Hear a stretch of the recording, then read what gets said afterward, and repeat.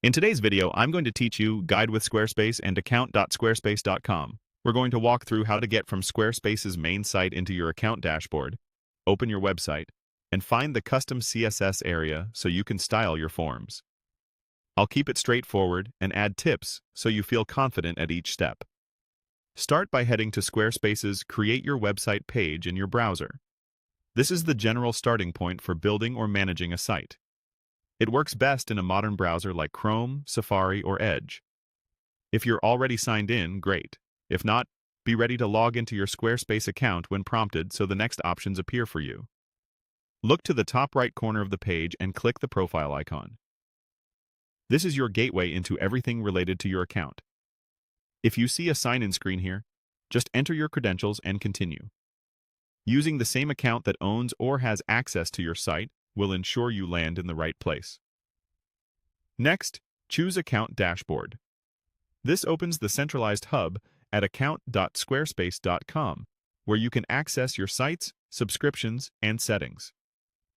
Give the page a second to load. You should see tiles or a list representing your sites. If you manage more than one, double-check the names here so you don't edit the wrong project. Now click on Website. This takes you into the Website Management view, and from there, into the Site Editor. If you have multiple websites, select the one you intend to style.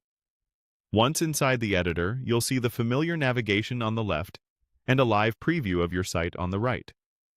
It's helpful to switch to a page that contains a form so you can see your changes as you work.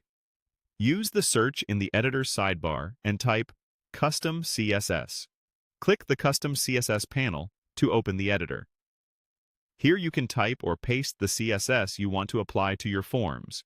Things like input field borders, background colors, font sizes, button styles, spacing, and focus states. Be as specific as you can with your selectors so you affect only the forms you intend. If you're not sure which classes to target, open your browser's inspector to peek at the form's markup and copy class names carefully. Make small changes, then check the live preview. Test different pages and switch between desktop and mobile previews to confirm everything looks consistent. When you're satisfied, save your changes. It's a good habit to keep a backup of your CSS in a separate document, and to add brief comments in the editor so you remember what each section controls. That's the full flow. Start on Squarespace. Head to your account dashboard, open your website, and use custom CSS to style your forms with precision.